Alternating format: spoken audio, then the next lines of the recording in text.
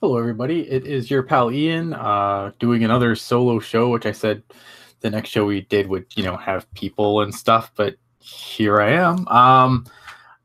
I'm wide awake. Don't really feel like sleeping yet, so I figure, what the hell? I could, talk about hockey to the wall, or I could talk about the game to a small YouTube audience. So here I am. Going to talk about the game tonight, which obviously had its ups and downs. I don't think it was a complete.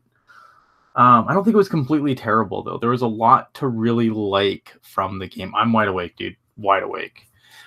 There's a lot to like about the game tonight. I was pretty actually okay with it. I thought, to get to the good stuff, I thought the Vlasic Carlson was as seamless as I expected it to be. It's gonna be. Sorry, I love the chat.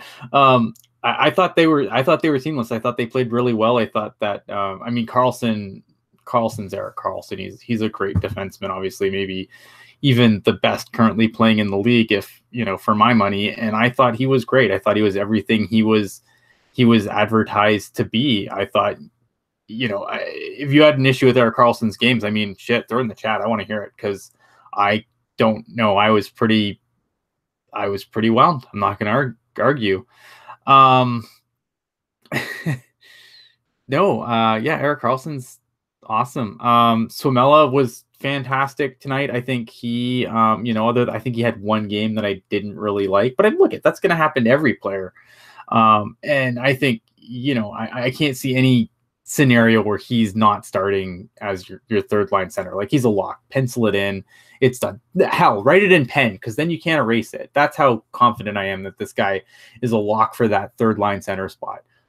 Don't even pen it in. Don't pencil it. Pencils can be erased. I'm that confident. Write it in permanent marker for all I care. In fact, that's what I'm gonna do. Next time I'm gonna get bored and write it in permanent marker. There's a couple other things too. Timo Meier had a hell of a game. Holy crap, did Timo Meier have a game tonight, man? That's like, I know it's preseason, but man, he was tuned in tonight. And he really benefited. Didn't really matter. He shifted lines, obviously, when things got really, really stale. But man, Timo Meier looked really, really good, regardless of where he was playing in the spot. Okay, what's Rob's asking, is Chartier on the opening night roster? I think so at this point. I think it's been pretty safe to say. I know Gambrell hasn't been officially sent down yet, but I do expect him to be in the, maybe the final rounds of cuts. I just, going to the Barracuda is not the worst thing for him. In fact, I don't think it's I don't think anyone should look at Gambrell needing to go to the Barracuda and be like, oh, well, this is such a disaster. What a bust. And no, I think it's fine. You know what? He showed some promise in the NHL, and you obviously last season at the end of the year. And obviously you'd hope that he would have had a better camp. I was really high on this kid, and I'm not going to, I can say when I'm wrong. I have no problem admitting that, I thought Gambrell was going to take the job in a walk, and clearly that hasn't happened.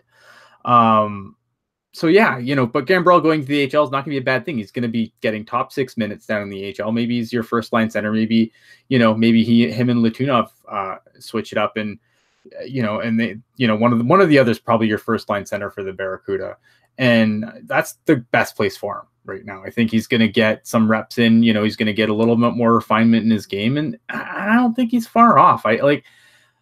Yes, he's disappointed, but I don't feel like Gambrell's far off. I'm not that down on him. I think that he was, he was okay, I thought. I really, but Chartier, I can't see a situation where Chartier doesn't make the team. The other question the big question, and I keep going back to this, is it Marcus Sorensen or Barclay Goodrow? And I think they're going to split time to start until someone can clearly steal that job, because it's not going to be Melker Karlsson sitting out. It's just not going to happen. It's going to be Chartier, Melker Karlsson, and then whoever they throw beside them. But yeah, I think that it's pretty much locked down. I think like the roster's basically locked down. It's it's the fourth line wing. It's who's going to be your seventh, or are you just going to carry two defensemen? But there was a lot to like about tonight. Like I thought, I didn't think Braun and Dylan. I didn't think that pair was that bad. I thought they did some good stuff together. I mean, it's hard to judge because like the errors that Mr. Burns made were so blatant. It like even if Braun and Dylan, had maybe not a great game, you wouldn't know it. Like because the glaring mistakes by Burns were so bad that it just kind of overshadowed everything else that happened on the defense. And even Joakim Ryan, who I'm a big Joakim Ryan guy, but oh man, that flamingo he did on the first or second goal, like I hate that so much. Either block the shot or get the hell out of the way. Don't try and get as skinny as possible and just stand in front of the shot and not do anything to block it. Only screen your goalie. Like I'm not saying Jones had a terrific game tonight. I thought he had an okay game. I don't think it was as bad as he let in a really crappy goal in that breakaway. I thought he should have had that because he did have it, and then he kind of just squeaked through him. And you can say, well, you can't really blame the goalie on a breakaway, but he had the puck. Like he stopped most of it, and he just needed to flatten out a little better. So I will blame him for that because I thought it was a soft goal, and that's just all there is to it. But man, Kevin Labanc had a good game tonight. Obviously the big concern at this point is that what was I going to say? Starfish is okay. The Flamingo is bad as the Starfish are worth. The Flamingo is worse because Starfish are at least trying to do something. They're both as effective. Like they're both equally effective. But when you're doing the Flamingo, like you're just basically standing like this in front of your goalie, not trying, you're not getting bigger, you're getting smaller in front of the goalie. Not cool. At least the Starfish, you're actually trying to stop the play. But obviously the big concern, what I was saying, is obviously that top line, because that's the second game now where it just doesn't seem like anything's really gelling there. And that's I did put pants on for the show, yes. Just in case I had to demonstrate the Flamingo. And Northwest 17 Jumbo Pats had cement skates, and hopefully that can change, but not holding breath. Yeah, and Evander Kane's just not working out there. And I think Hetty said a really interesting thing on the broadcast about how Kane is more of an up and down player. And I feel like, and you saw what happened with Timo Meier, right? Him and Timo Meier go straight to the net. They don't look around for passes and try to be all fancy dancy. They just go to the net, pass, score. The question is now is what do? Do you put Timo Meier on the top line, which I think he'd be very effective there? Do you put Evander Kane on the second line? That's possible. The concern, I guess, now is that, is Evander Kane going to the third line? I mean, that's obviously a little bit problematic when you, with the amount of money he's making / term on his deal. I mean, and again, it might be too early. Like the chemistry isn't there now. I'm not saying they can't develop any. It's concerning a little bit though. And I'm not trying to say, hit the panic button. Oh my God, the season's over. But at the same time, you have to be a little concerned though, because, where is Evander Kane going to fit in if not on that top line where I think we've all had him penciled in.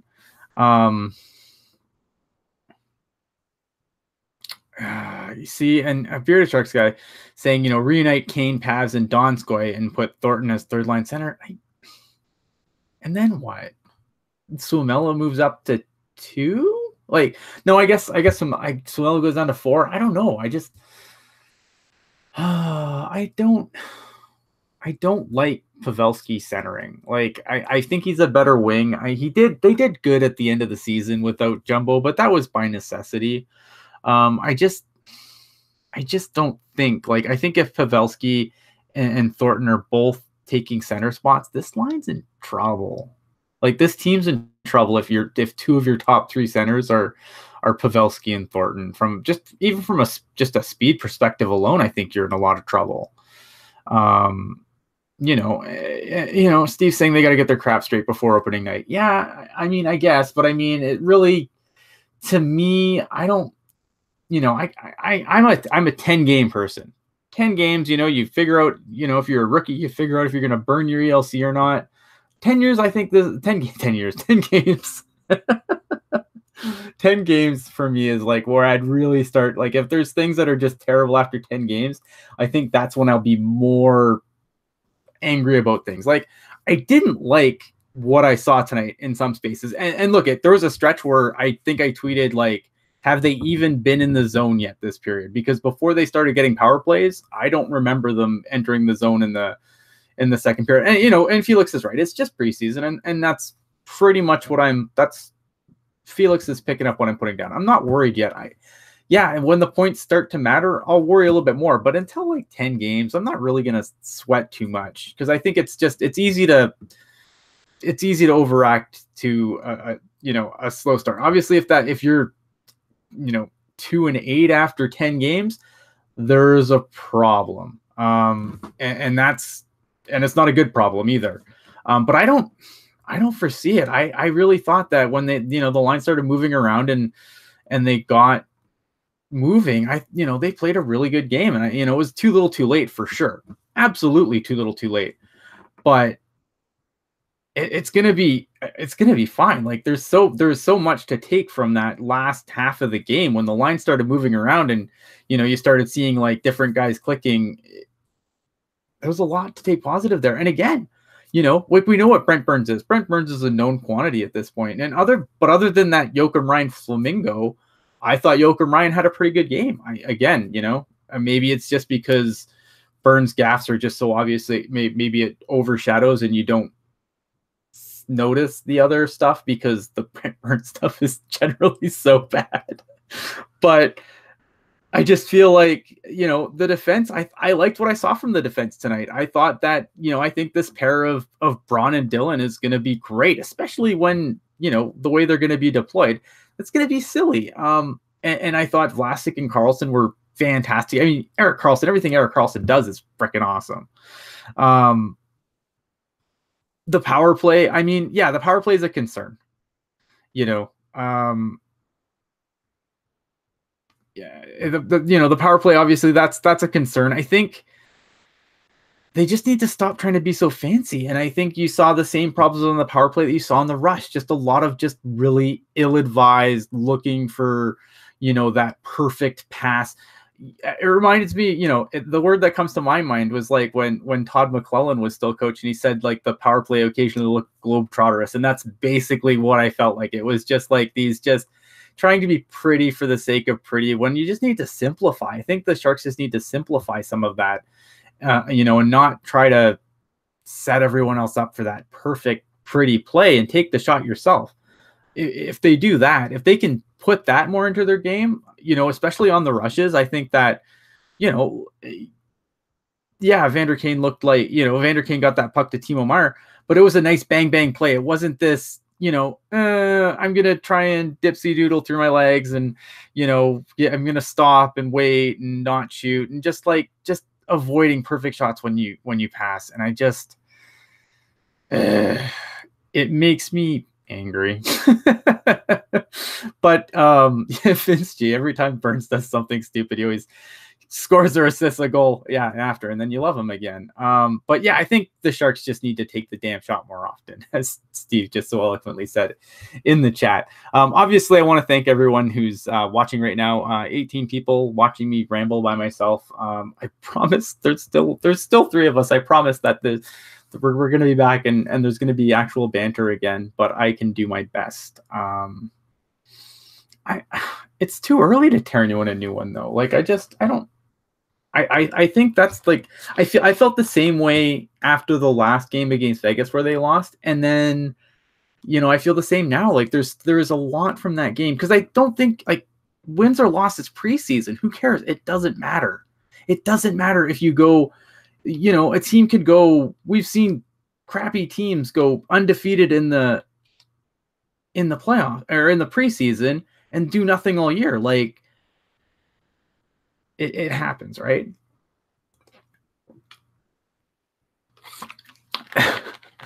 Sorry, had to get a drink in there. Actually, it's fun because I'm getting a little more comfortable doing this. Like every time I do it, I kind of get more comfortable doing it alone. Yeah, man, Steve Spot. I mean, obviously that's going to be, again, I think that's something that's definitely going to have to be considered. I'm going to give it a few, I'm going to give it a few games though, even though, this problems go back to last year, and I understand that, but I'm going to give this a little time to see if it can work itself out before I really start, calling for heads or anything else. I thought, overall, like that top line wasn't working out, but I don't think Evander Kane was the issue. I just don't think there was chemistry there. I mean, I know he went after Ryan Getzlaf Jr. because of the hairline, but what was his name? Sam Bennett. He went after Sam Bennett. I wasn't too upset by that though. I know I don't want to get myself in trouble.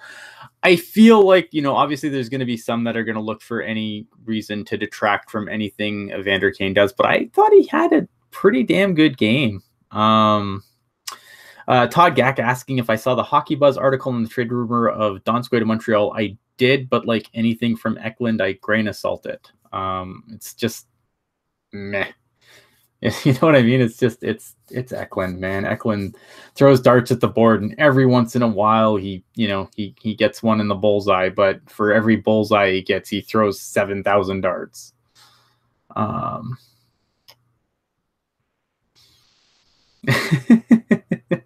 It's okay to be grumpy after. I mean, look at it. So if you want to be grumpy after this loss, I mean, that's your prerogative. I can't stop you, but I can try and tell you that, hey, there's no points. It's not that bad. Yeah, the third period officiating, Vince G bringing up, garbage. It was just, there's so much that was let go. I agree. Sam Bennett probably could have taken a charging penalty before Evander Kane went and took care of business. I didn't really hate it. Yeah, it is what it is. It's a preseason game. It seemed like they were just kind of like, I don't know, maybe they had like a dinner reservation or something, and they're like, man, this game's taking a while. Maybe want to put the whistles away. We're gonna miss our dinner reservation. I don't know, but maybe these things happen. I agree though. I thought the refs let a lot go in the third period. But yeah, it is what it is. I don't think the officials ever getting any better in the regular season. And as the officiating skews younger, it's going to take some time, I think, for it to satisfy. But no, and yeah, Erik Karlsson's penalty on Johnny Gaudreau was stupid. It's like 2 minutes for being bigger. Well, all right, I guess if that's the way it's got to be. I'm over it. But yeah, that's I did take notes as to things that are because I have to keep a little notebook that tells me, okay, so what's interference today? What are the penalties? What constitutes a penalty? And we got to constantly update my notes because otherwise I would never know anymore. Because apparently getting skated into is a penalty, and that's unfortunate.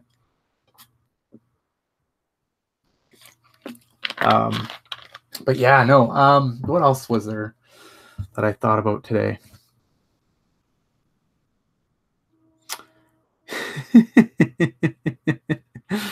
Oh man, you guys are great. Laurel and Four Paws up are Laurel's making sure Four Paws doesn't attack the ref, which is probably a good thing. Did we all see that brief? What happened with the scrap at SAP? Anyone know what happened? Was someone leaning forward and got punched out? It seemed like they went over, the camera went over there on accident. It was like, oh, there's a fight. They quickly went away from it. If anyone knows about the big scrap at SAP, I need to know the answer. I need to know, what was it about? Was it just drunken stupidity? Did someone wound get a punch in the mouth? Did someone lean forward too far and block someone's view? I need to know what constitutes getting punched in the mouth at SAP Center. Oh man.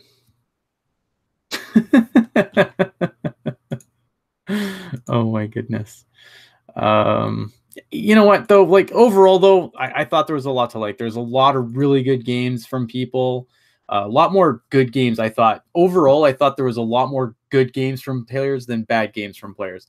Brent Burns' game was a mixed bag. It always is. But I thought, I thought Hurdle was good.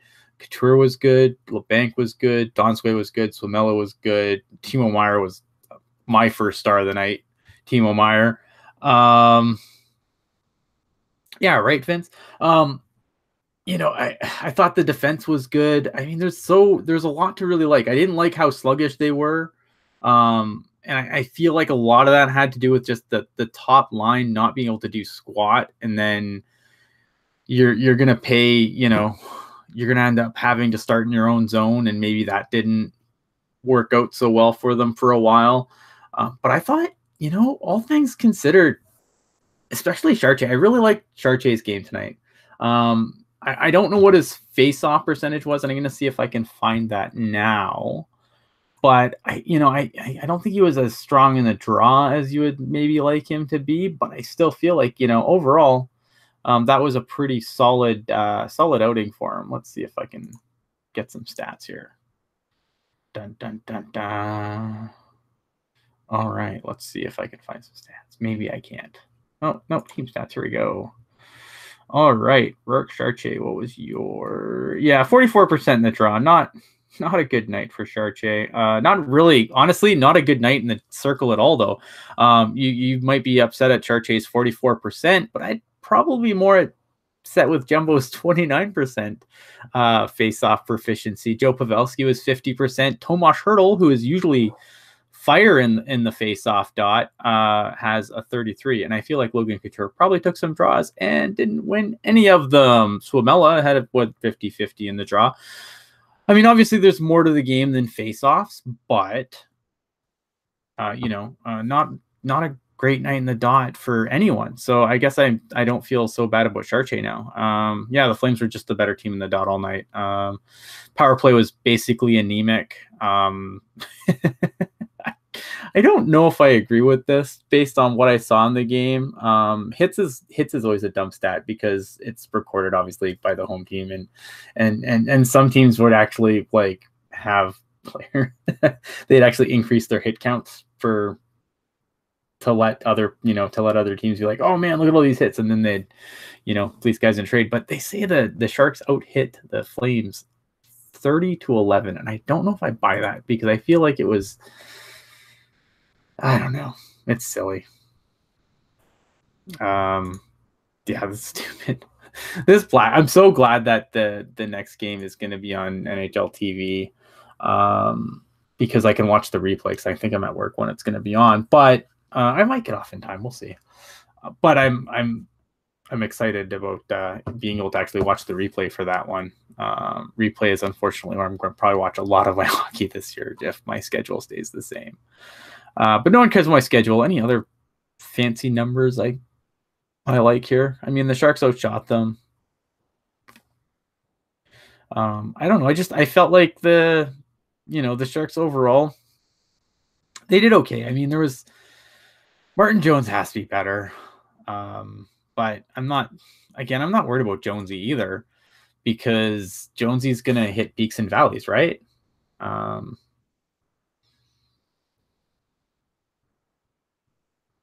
Rusanowski is amazing. It's always a treat when I get to listen to Rusanowski, because I don't generally listen to the radio feed, right? I watch it on NHL TV. I listen to Randy and Bakes, or Randy and Hetty, whoever happens to be on the show. But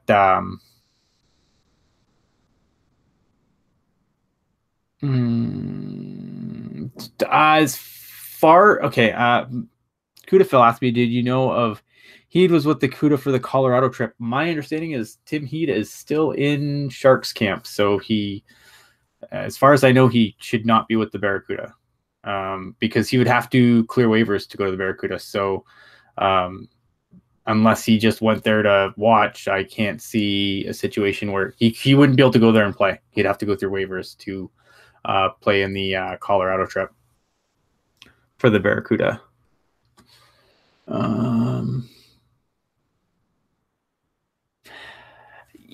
Yeah. yeah, pause up saying, the D was jumbled up as forward. That was mostly Burns, though. Burns has a bad habit of going to the front of the net, and then if where he's supposed to play the. I need a diagram behind me so I can do the coach thing. I do have the shark head behind me though. That's pretty awesome, right? Burns. The problem with Burns is sometimes he'll drift too far down in front of the net where he's supposed to be guarding the puck from going out the blue line. He's supposed to be, he's supposed to be in the blue line. That way, if the puck pops out over on that side, he's supposed to be there to either shoot it or pass it or otherwise keep it in the zone. The problem was that Burns just sometimes wanders away and no one covers him when he goes to the front of the net, and it is what it is. No, I don't need a whiteboard with Teal pens. I have nowhere to put a whiteboard in here. And I'm not really much of an X's and O guy. I'd probably just make a fool out of myself. Yeah, Tim Heed was a Barracuda Phil. Tim Heed was the healthy scratch tonight. The Sharks went with their D, the D that they're going to start on opening night. It was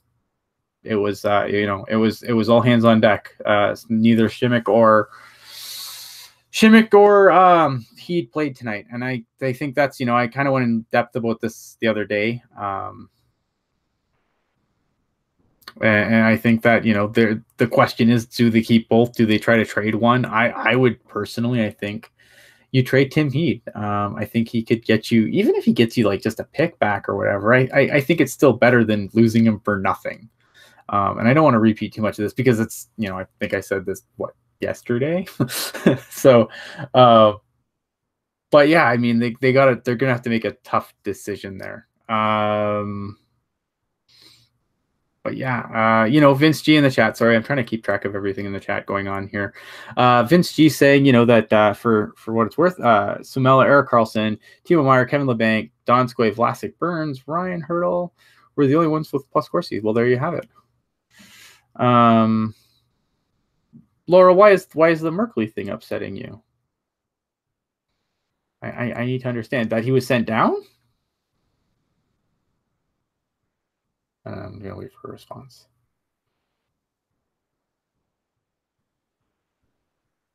Apparently, $30 mystery pucks. Wow. Yikes. Well, does it go to a good cause? Oh, Merkley didn't. Merkley's down in the where he belongs in junior. Merkley wasn't going to play. He wasn't going to play an NHL game. Look at that blue line. I don't. He wasn't going to get an addition there because the Sharks don't need him. They really don't. Ryan Merkley right now is not better than Brendan Dillon or Justin Braun, and he's certainly not better than anyone who plays in the top four. Being, he's not better than Vlasic. He's not better than Carlson. He's not better than Burns. As much hard as someone may have to believe that he's not better than Burns, and he's sure as heck ain't better than Joachim Ryan. Merkley needs to play. No, he is really good, but he's not ready yet. You want these kids to develop properly, and keeping him up here to sit in the press box or not play it's a waste of his time. It's a waste of his development. He can't. There's nowhere for him on the NHL roster. That's not a slight against Merkley. That's not a terrible. I don't think anyone should take away Ryan Merkley's camp and say, and be discouraged by it. Be happy that they kept him around. Look at, the book on Merkley obviously is, this guy's he can be a selfish teammate. He knows, he has some attitude problems. Sometimes he gets a little temper tantrumy. And I think spending this much time with all the pros in the NHL was a really positive experience for him. And, the fact that he stuck this long, I think, is a testament to that. He needs, but he needs some more time. He needs some time to develop his game. He can't do that in the A yet, so he's got to go back to junior. It's the only logical place for him. But you want your kids playing. You don't want your kids playing and sitting in the press box. Keeping him up to sit him in the press box would just be stupid. Eventually, you keep him there too long, you're going to burn a year of his entry-level contract. That's just all kinds of stupid. So Merkley going back down to the OHL isn't bad. Felix, Okay, and do you think Burnsy's instincts from when he was a forward gets him in trouble a lot? Maybe bad habits from that. Hell of a lot tougher to defend than to score. Yeah, I think it is tougher to defend than to score, but I think that if Burns' problem, if Brent Burns' game, there's a lot of really easy fixes for Brent Burns' game on the blue line. Look, Brent Burns is never going to be Marc-Edouard Vlasic. He's never going to be your shutdown guy. He's an offensive defensive first and foremost, and like most offensive defensemen, he has his issues. But I think when you could contrast that with Erik Karlsson, for example, you can see that Erik Karlsson takes less stupid chances. Brent Burns, if he could stay in position more often, like even simple things like just being where he's supposed to be would help Burns' game immensely. The problem with Burns, the difference with Burns and Karlsson is like when Karlsson seems to take a chance, like he's generally able to make up for it. But Burns, like if there's a couple things that he could just lock down a little better, and I feel like since Bob Boughner went to Florida, we've seen that kind of unravel. Burns has the talent to be a defenseman. They just need to actually kick his butt and make him stay there. That's it. I mean, Burns is like, yes, Burns can do some really frustrating things and really make me angry, but I mean, he's still a great defenseman. I mean, he's not, he was the guy that you wanted to lock up to that long-term deal. Maybe not that long, but he's still like someone else would have gave him that deal and he'd be gone and we'd be worse off for it. Without having the hindsight of knowing that, or, not having the foresight knowing that Erik Karlsson was going to come, obviously, when the Burns deal was signed. I don't know. I mean, his, it's always going to be a mixed bag with Brent Burns. And I don't think that's always terrible. I think sometimes, that uncharacteristic, that thing where he kind of just does his own thing, it often also works to his advantage. It just, when someone does something bad or when someone has a bad experience, they remember it better, and it's like kind of going to a restaurant. If you have a bad experience at a restaurant, you're going to tell everyone, it'll probably be it'll be the topic of small talk. You'll tell them how terrible, your experience was. When you have a good experience at a restaurant, you might not say anything to anyone, or you might, oh yeah, I went here for dinner. It was good, but that's it. Right. Whereas like, if you have a bad experience, you're going to go into detail on what was bad and why it was bad and who did what. And I feel like when you're dealing with a situation like with Brent Burns, I think that comes into play a lot, where, people focus on the bad because I don't know, people are dumb. People like being angry. I like being angry. I'm the angry Canadian robot for a reason. I'm not saying like, I'm not trying to, sit here on my high tower and be like, okay, all you minions down here. No, I'm just as guilty of this. Whereas, something will be wrong and it makes me upset, and and then here I am, complaining. But I think that for all the dumb things Brent Burns does, he does a lot of good too. Sorry, I had to get some liquid in my throat after that little rant there. So, I mean, yes, Brent Burns is frustrating, but I think that he does a lot of things that he doesn't get credit for at this point because people like to focus on the negatives. And there you have it. So I don't know. That's my. Yes, I will be representing Gritty tonight. I don't know how you guys have slept since Gritty's come. I'm not sleeping at all. Like, see, look, I'm wide awake right now doing a podcast. Why? Because I'm afraid that when I close my eyes, Gritty is going to be there. And that's a sad, sad place to be. Sad, sad place. But I don't know. It's Diet Pepsi. I may need more, though. I'm going through it pretty fast.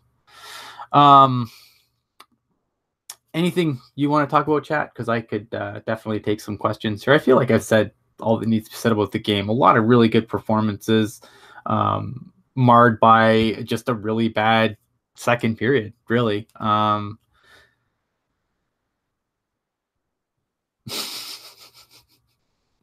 I got the orange on today. Business casual, right? Yeah. Yeah, Barracuda orange. Rock on. I'm gonna find me an orange Barracuda jersey. It's gonna be awesome.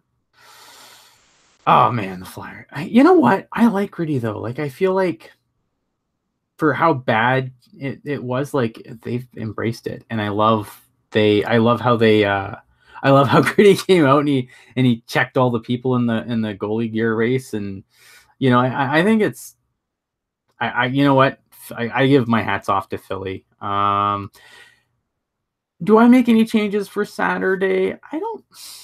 I'm kind of curious because it's in T-Mobile, so I'm kind of curious if they send the squad or they just rest the veterans and just send another group of kids. So I don't know. I'm not sure what they do. It's such a at that point it's a meaningless game. You don't want to lose anyone in a meaningless game. Like you look at some of the injuries that have come out, and Corey Perry goes out for 5 months before the puck even drops on the regular season. Like that's a kick in the pants. Deuce Shoeless asking me, would I trade Braun if he was to stay on the third pair? I don't trade Braun unless you're blowing my socks off. I'm not trading Braun because I think having Braun on your third pair is an amazing problem to have.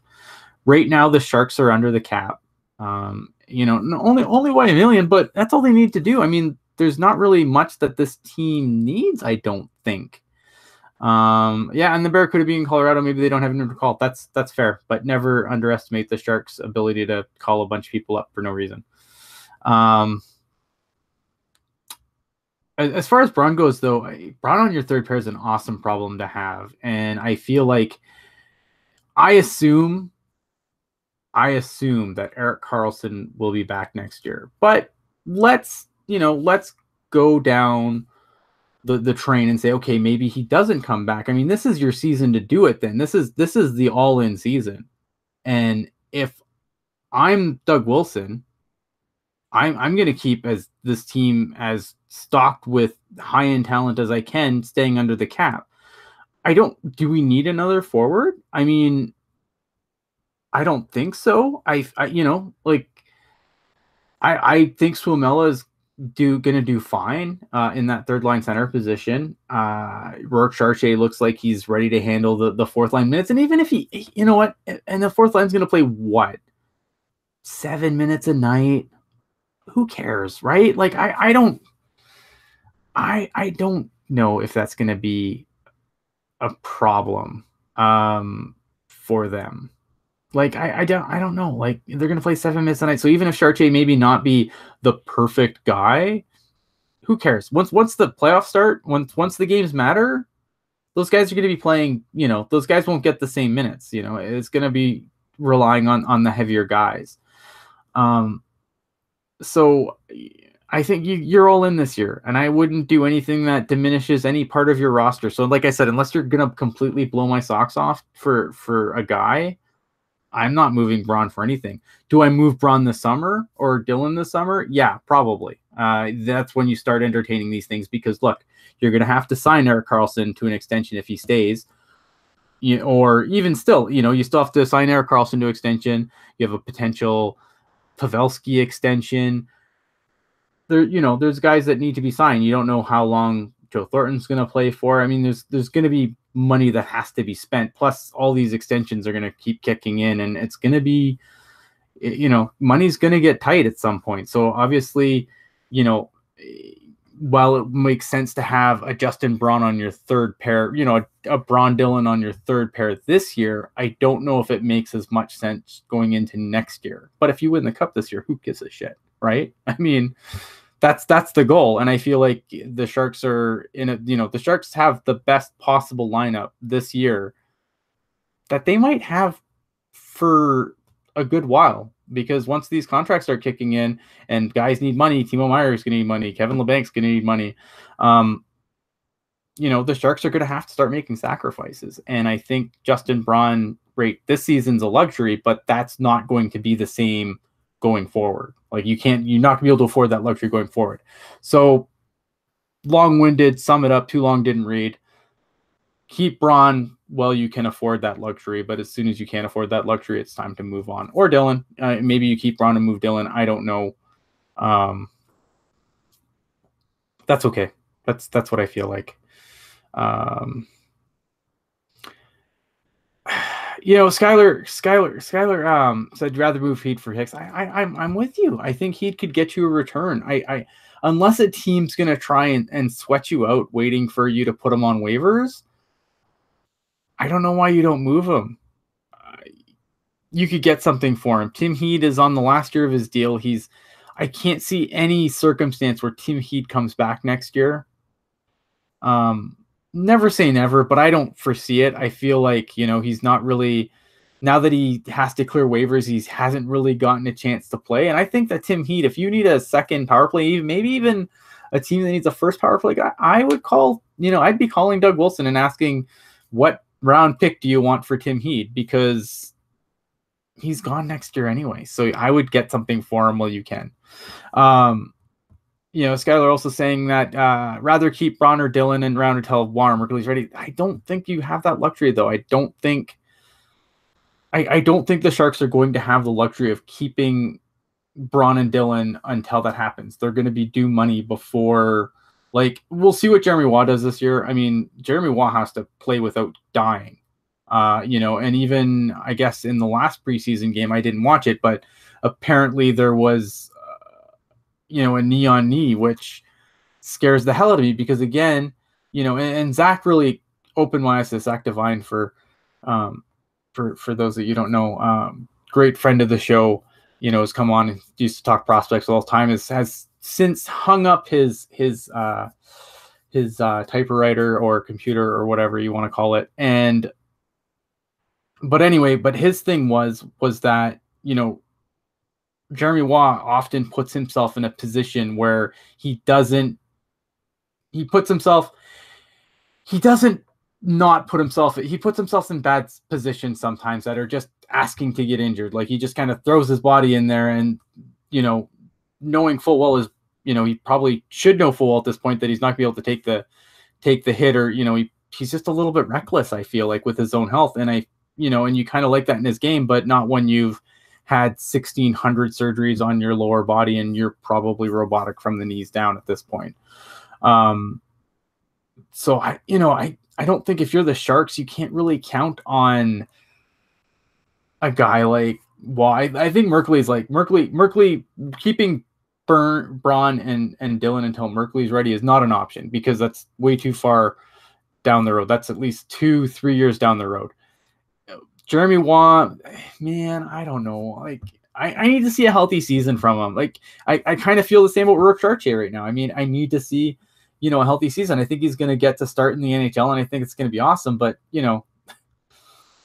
I think we're all going to clinch our butts the second that a bigger guy plows over Chartier in a corner.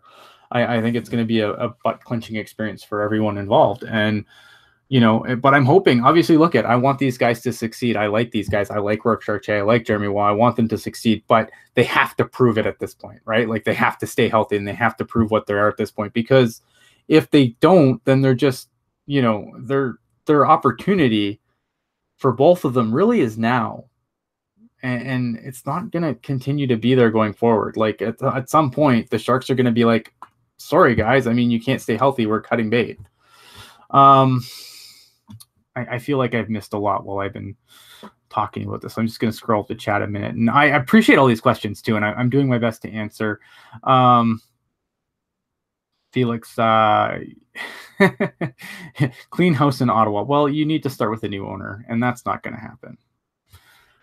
What's a fair deal for Pav's next contract? See, that's a really good question by Deuce Shoeless, asking, what's a fair deal for for Pav's next contract? There's another guy where I'm kind of not upset at all that they're not talking right now, because I feel like, let's see what Pavs does this year, and then we can, discuss a contract from there. I don't foresee him taking less money than he's currently making, which is $6 million, and that's too much. I just feel like that's too much at any term. For any $6 million even at 1 year kind of bothers me a lot. I don't think I don't want to count him as gone, but I just have a feeling if he stays, I'm going to be very unhappy with the contract in term. Because I feel like he's probably going to get more money that he probably shouldn't get, and he might get term that might turn me off. Like if he gets anything over 3 years, I'm going to be just excruciatingly angry at him. If we win a cup, hometown discount, maybe, but you know what? I just feel like guys like, like Joe Pavelski's probably getting his last contract, right? Like Joe Pavelski, I mean, he's not the fastest guy. He's slowing down. His game is already slowed down. Look, he gets points, and I'm not saying he's a bad player and he's completely washed up, but he's not going to get any faster. He's not going to get any better. I don't know. I'm not sold that he's going to sign, like a $4 million team-friendly deal. If he does, great, and I will eat my words. But I just, you when you're a guy like Joe Pavelski and you're entering your last contract and you might be able to milk some money out of another team, you have to consider it. I mean, you have your, you're going to look after. You got to look after you and yours, right? Like, I mean, I understand that the take a discount, blah, blah, blah, blah, blah. And I admire guys that do that. But at the same time, I also equally understand the idea that you got to take care of you and yours. It's a business. So I don't know. I feel like if Pavelski's back, I hope it's like, it'd have to be at a pay cut for me to feel like it's fair. I think anything over what he's making now is too much. And even what he's making now, probably too much going forward. Although, maybe 6 is the new 4 because 8 is the new 6 and 9 is the new 7. So I don't know. I mean, it'll be interesting to see what happens at the end of the year. So far, they're not talking, and I think that's fine. I don't think that anyone should be upset about that or horrified by that or anything else.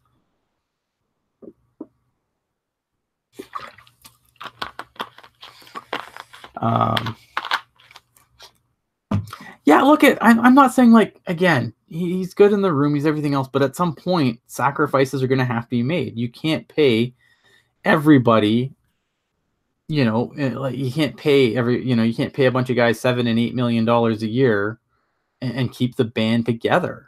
You just can't. Like, there's going to have to be sacrifices along the way. At some point, there has to not be a contract waiting for Joe Thornton as well. And maybe if Joe Thornton wins, maybe the Sharks win the cup and Joe Thornton hangs them up, and then there's $5 million in cap space that is there.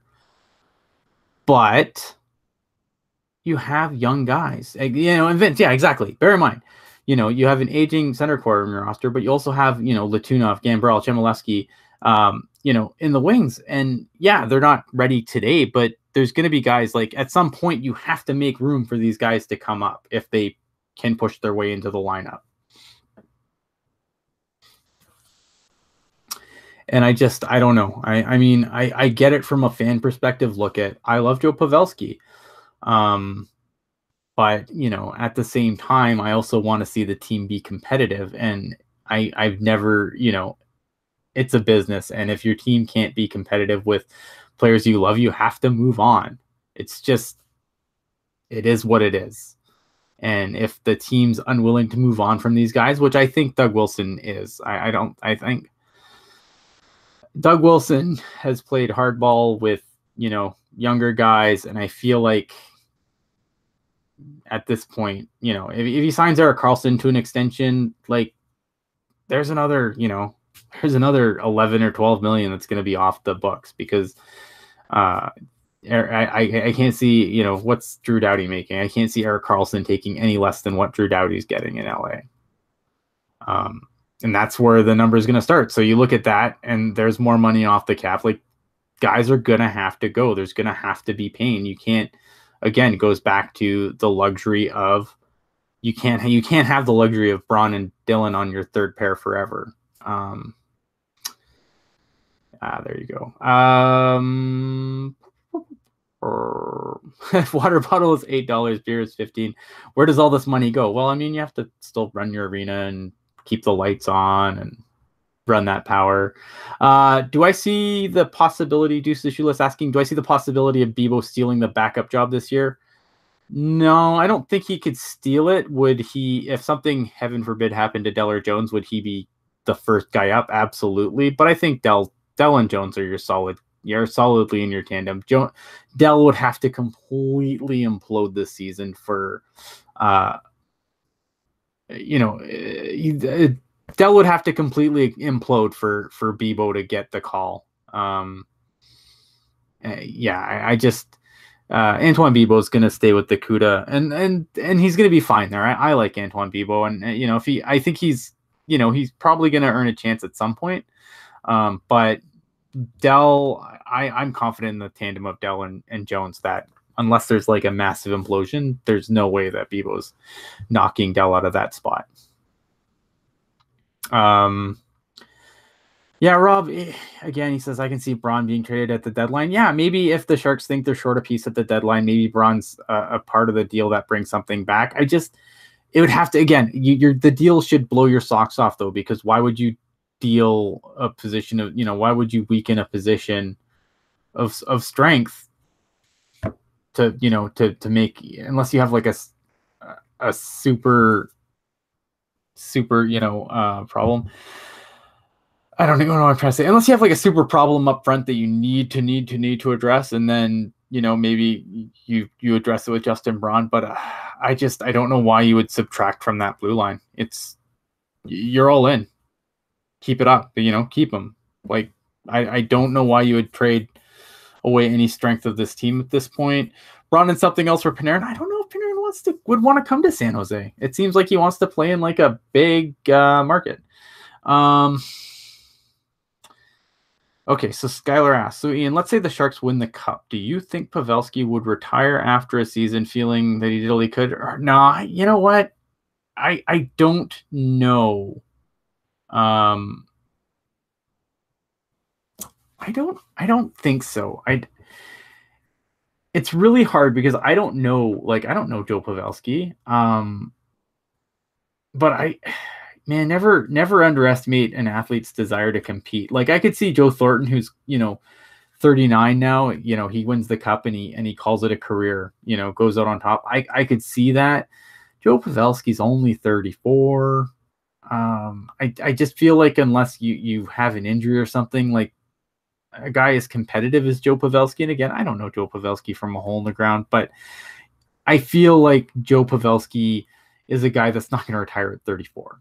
Like I feel like he's, if you're going to retire from anything, whether it be sports or, maybe a job that you love or anything else, I mean, you have to make sure that you are damn well done with it, or else no one wants to watch guys come out of retirement 6 times because they haven't made that peace with being done with the game.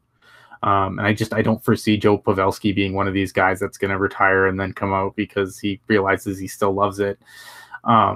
He's going to keep playing as long as someone pays him to play. Paz is going to keep playing. I don't know if it'll be in San Jose, but he's going to keep playing. Absolutely. I don't know. Let's see here. I want to see if I'm missing anything. If you're a shortcut, are you saying San Jose is not a big market? How dare you be right? Look, I'm not. It sounds like Panarin wants to go to a New York or an LA. Like it just sounds like he's just one of those guys that wants to be in that, that big market. That's just the vibe I get from him. But I don't know. Yeah, I mean, look at, hey, maybe Pavelski goes to the Wild. Who knows? Wild could use some players that are interesting.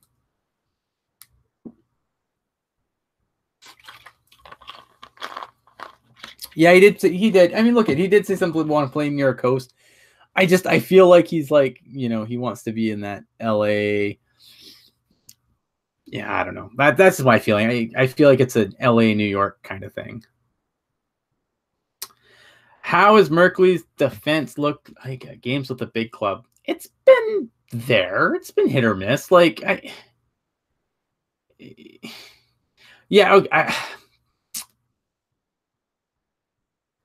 was okay. Yeah, look, okay. I understand that LA might not be a big market hockey wise, but it's still it's still a big area, right? It's a big city, popular city, a lot going on. a lot of nightlife, much like New York, much like, I mean, I'm sure you're going to find nightlife in any city, but obviously, you know, LA and New York really emphasize that, right?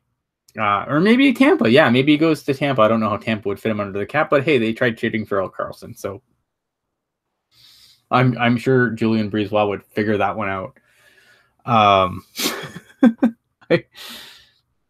Yeah, look at it's, you know, I just think that it's again, that's just the vibe that I always took from it. But I have no idea. Yeah, I don't know where Panarin's going, but that's the vibe that I get. That's the kind of market that he wants to go to. And maybe he does. Minnesota, I don't know what Minnesota is, man. Minnesota is the most average team in the league. Is there a team that's more average than Minnesota?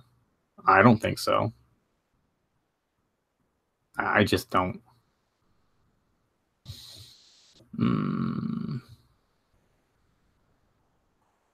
Yeah, I don't know, man. People do weird things. Yeah, if Panarin makes it to UFA, obviously he's the guy, right? By the time, because I think a lot of these guys that are going to be UFAs going to get locked down. Felix, what about St. Louis? Are they the most average team? No, St. Louis is good. St. Louis is going to be sneaky good this year. St. Louis is gonna be right in there.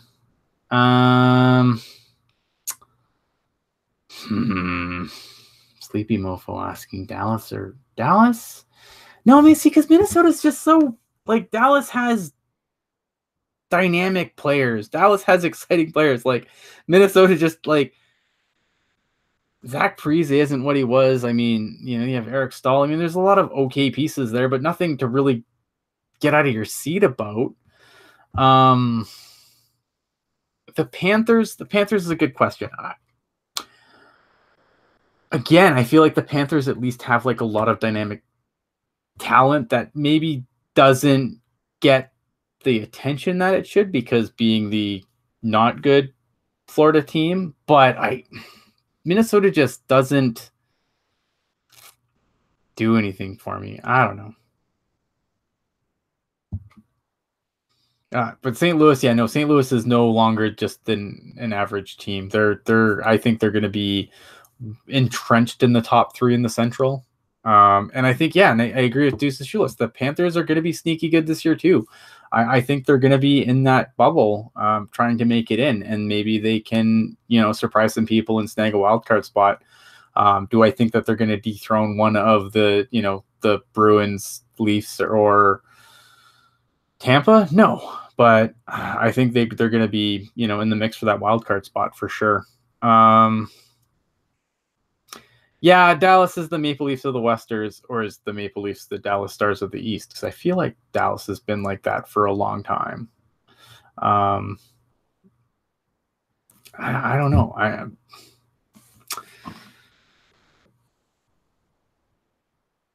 Right. Skylar, this is amazing. Minnesota is like the girl at the dance who goes by herself, and you don't dance with her unless the other girls are already. Yeah. Yeah, that's it. That's Minnesota, man. Minnesota in a nutshell. Already taken. Yeah, I agree. Just there.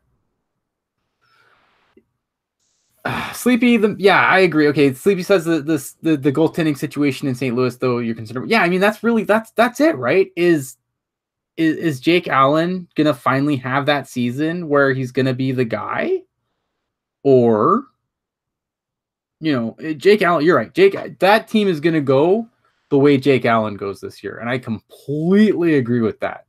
But I think that Jake Allen's gonna put it together, and be fine. I think, you know, even if he has like a couple sputters, I think he's going to be good enough. The team's going to be good enough around him that unless he completely has like I don't even know, an anti-Niemi implosion, he's going to be fine. But yeah, I think Jake Allen's probably on the hot seat a little bit in St. Louis, because it's time for him to prove it, man. He's got to prove it. Oh, that's really harsh. I can't even repeat that on air because that's harsh. Do I think Kane's going to get a call from the Department of Player Safety? No, no. It was, I think he got run initially and he reacted to it, but I don't foresee any problem there. Sam Bennett was a willing combatant in that fight. It wasn't like he went and jumped him and just started wailing on him before he get his gloves off. Both the gloves were off. I don't have any issue. I don't have any issue with what Evander Kane did, and I don't think he's going to get called by the Department of Player Safety.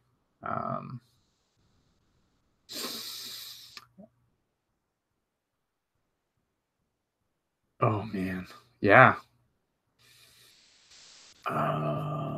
Let me see. Anything else here? I just want to make sense. I'm going to scroll quick and make sure I didn't miss anything. I should probably stop this soon because it's been an hour. An hour of me talking. I don't know. It's a lot. It's a lot of Ian talking. So many solo shows, everyone's going to forget Hockey Jerk's an actual person. Or Kevin. That'd be bad. Because I love them both and I miss them. They're just busy. And I just was bored. I wanted to be on air.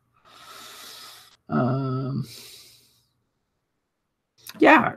Can Brent Burns get his mojo? Yeah, I think he gets his mojo back. He needs some small tweaks to his game. His game is not a complete write-off. Who gets fired first? T-Mac or Randy Carlisle? Oh, Todd McClellan in a walk. I don't think Carlisle's in trouble, honestly. I don't think anything like Anaheim. Honestly, I think the Ducks are in an okay place. I think the Ducks are going to be fine. Losing Corey Perry sucks. They have, again, I'm going to say this, and you can throw things at me, throw your rotten vegetables at me, but they have the best goalie in the Pacific Division, period. Their defense core isn't anything to laugh at. I think their defense core is pretty damn good. And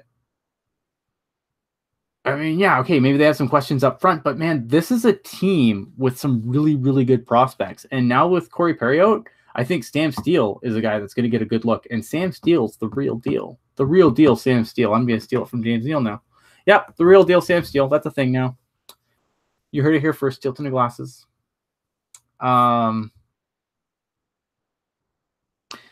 Kevin does do some good shows after the CUDA. I find here's the thing. I get really critical of my speech patterns because I know that like no one's putting me on the radio. Let's put it that way. Whereas Kevin, like he does announcing and stuff. So Kevin's very fluid with his talk. He doesn't really get caught up as much.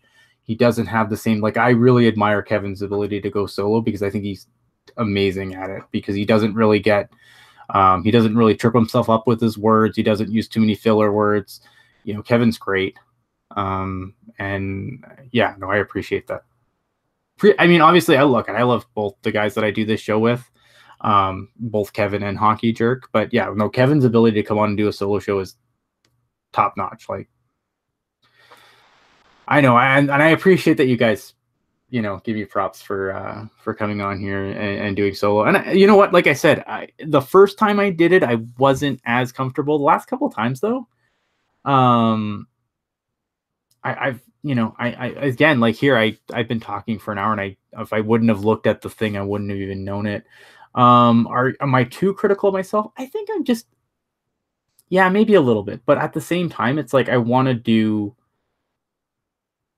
make sure that what I'm doing is quality stuff and I'm not just kind of, I don't know, patting my own ego, right? Like by coming on alone and being like, well, I can do the show by myself. I don't want to be, there's so many Sharks podcasts and stuff right now, right? I mean, like, and I'm generally friends with most of them. But I am critical, but it comes from a good place. I mean, it comes from wanting to make sure that when I come on, that it's a good show, and I don't want people to listen. I mean, obviously, when you can see me and I can be all animated, and that's fun.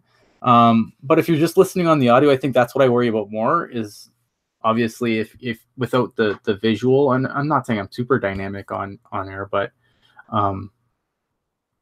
I just obviously I want to do a good show, and that's really what it comes down to, right? I want to do a good show because you guys have so many options of podcasts, right? I mean, obviously there's the stuff we do over at Teal Town, which I'm a part of, which is awesome stuff, right? You have, Circling the Cup. I love those guys. They know that.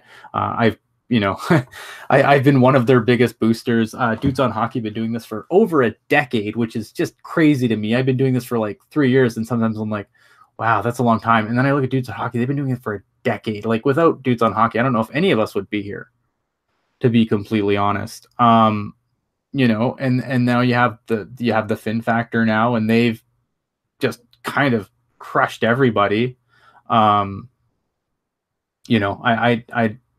They've gained subscriptions so fast. I mean, you gotta give hats off to what they're doing, because they've had a lot of success in a really short period of time. I mean, I don't know. I mean, yeah, I give my hats off to them, because they've had a lot of success in a really short period of time, and obviously they put the work in, and Randy Hahn seems to really like them, and it is what it is, and so my hats off to them.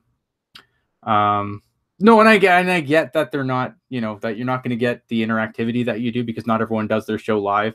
But you still, there's a lot of Sharks opinion makers out there that do podcasts, and it's a competitive landscape. And I'm not going to lie, like, I know I shouldn't, because I'm super jacked. Like, I mean, the audience that we have, like, I feel like we have a really intimate connection with our audience, and I don't for a second, I don't want to, like, come off as being like seeming ungrateful for that, because I'm eternally grateful for the interactivity that we have with our audience, and that intimacy that we have with our audience. But sometimes I look at, like, other numbers, and I'm like, why don't we do those numbers? But it's fine. It's a competitive thing, right? Like, this is, obviously you just want to push everything to the next level. Yeah, no, and look at, I'm not, Vince G saying, again, I'm not trying to, this isn't, please don't take this as a woe is me. Fin Factor, quadrupled our subscriptions in a month, and this is me being upset about it. I'm not upset, man. Again, I give those guys all the props in the world.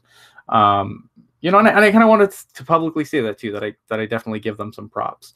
But here we are, and so I think, as roundabout as I've kind of just talked in circles for a second, I'm self-critical, because I want to do a good show, obviously, and I want to make sure that I'm doing content that people want. And obviously, you guys have been really receptive of these solo outings that I've done, and it's obviously helped me build confidence in doing it. So I thank you guys for that. But if I do seem critical sometimes, it's because I want to be awesome for you guys.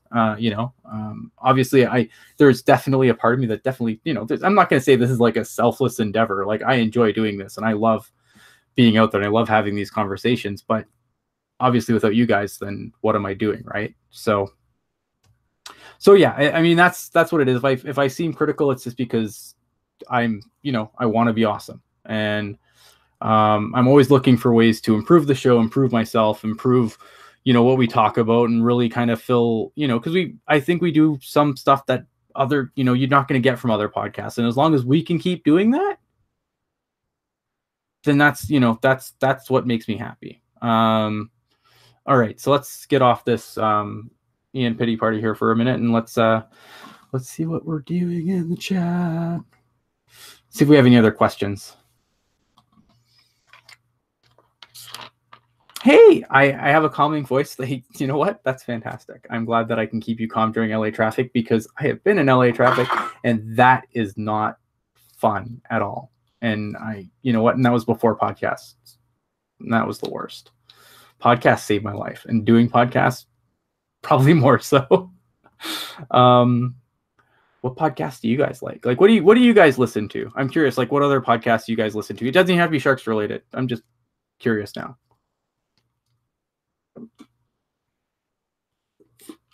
I am out of pop. This is problematic.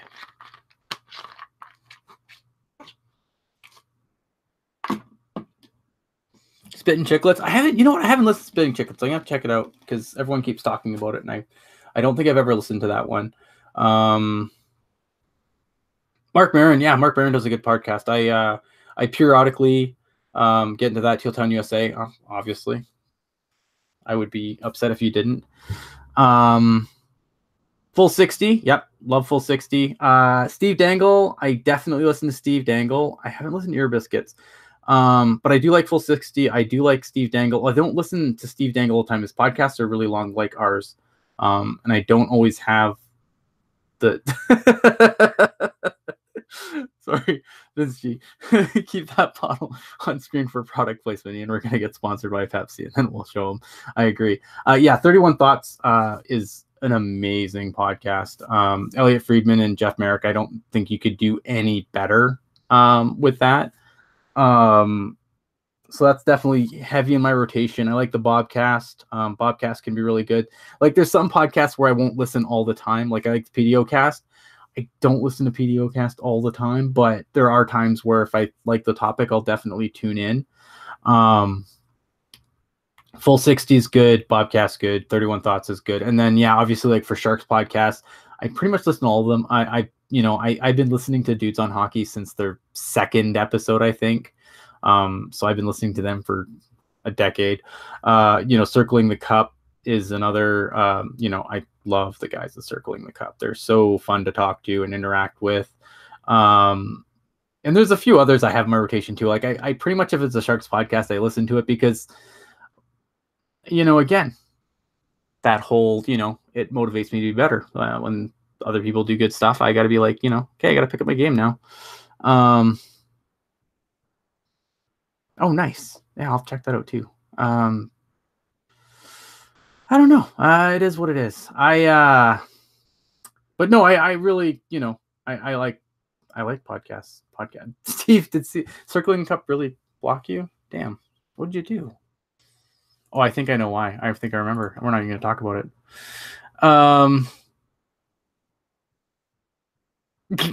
Sorry, I was just checking my Twitter feed for a second. All right. No, we're not going to talk about it. Yeah, I'm gonna cut this because we're already past an hour, and I feel like now we're just kind of looking for things to talk about, and that's probably time to know like when it's time to quit. Like again, I said we'll be back sometime this week, and we'll be back sometime this week with an actual show. Hopefully with Hockey Jerk or Kevin. One or two of them, or all three of us, would be an excellent treat. Yes. Hockey Jerk Solo KHL podcast coming soon. Yes, jerking off with Hockey Jerk. What else is there going to be? I don't know. Other than that, I'm kind of waiting to try. I want to start getting into some Barracuda stuff, but I kind of need them to start playing games first so I can kind of get reacquainted. So definitely, we haven't forgotten about the Barracuda. It's definitely going to be on the horizon, the Barracuda stuff.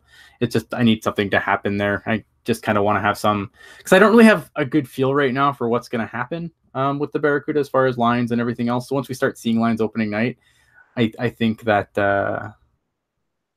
we'll definitely get into the Barracuda stuff, because I know that's a big want for the show, and that's something that was brought up in the survey a lot about how much people love our Barracuda coverage. So I want to make sure that we succeed on that level. And oh, there you go. Well, TL, welcome to the show, man.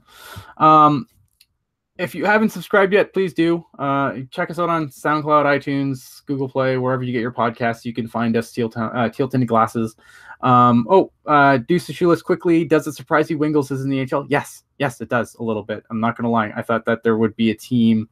I thought there'd be a team that could definitely use the services. But, yeah, it's the league, man. All right, guys, that's it. Subscribe, tell two friends, all the usual stuff, and we will have a new show for you sooner than later. Thanks a lot. Good night.